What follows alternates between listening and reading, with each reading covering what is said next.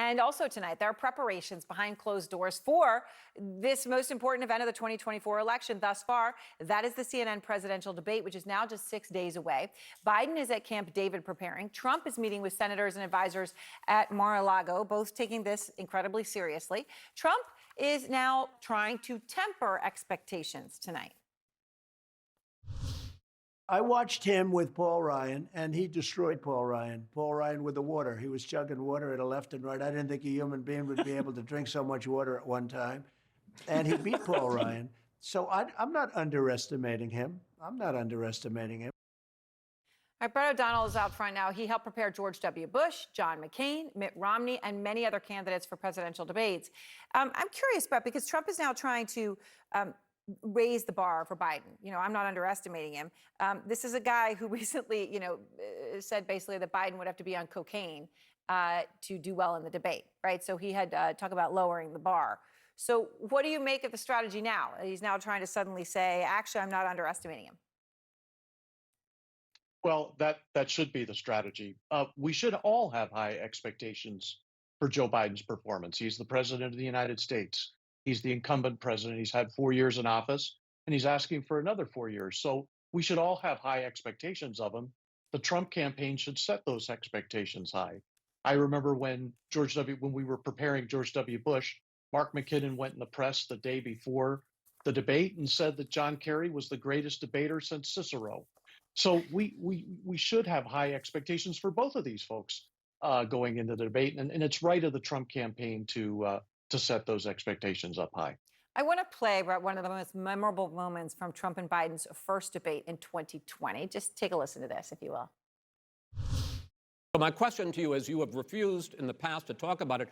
Are you willing to tell the American people tonight whether or not you will support either ending the filibuster or packing the court? Whatever position I take on that, that'll become the issue. The issue is the American people should speak.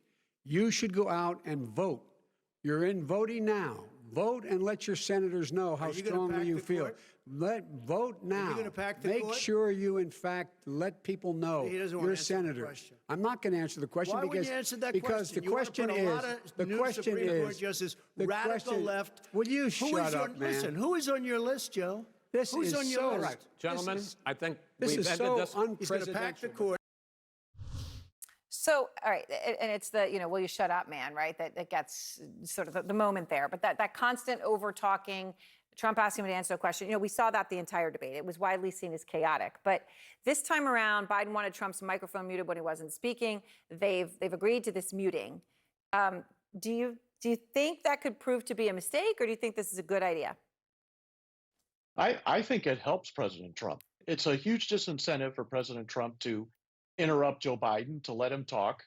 And if his microphone's going to be cut, he won't try and do it because no one will hear him, which will force him to debate more like he did in debate 2. And I think if Donald Trump debates like he did in debate 2 against Joe Biden, the Trump campaign will feel pretty good about their candidate's performance.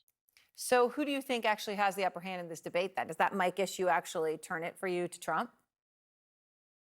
Well, I think it helps Trump for sure. I don't think the audience situation really hurts either person, but the person who has the advantage in this debate is going to be the person who actually focuses on voters, tries to connect with them rather than make personal attacks throughout the entirety of the debate, and actually focuses on the issues that those voters care about. That's the person who's going to have the upper hand. Now, both of these men have been president of the United States. They both know these issues. The question mark is who's going to frame the race and provide an actual warrant and message for why they should be the next president of the United States. Well, we'll see. If it's a debate that is that serious and substantive, I think it will surprise a lot of people. It'll be very interesting to see who that actually benefits, since it isn't what many people expect. Brett, thank you.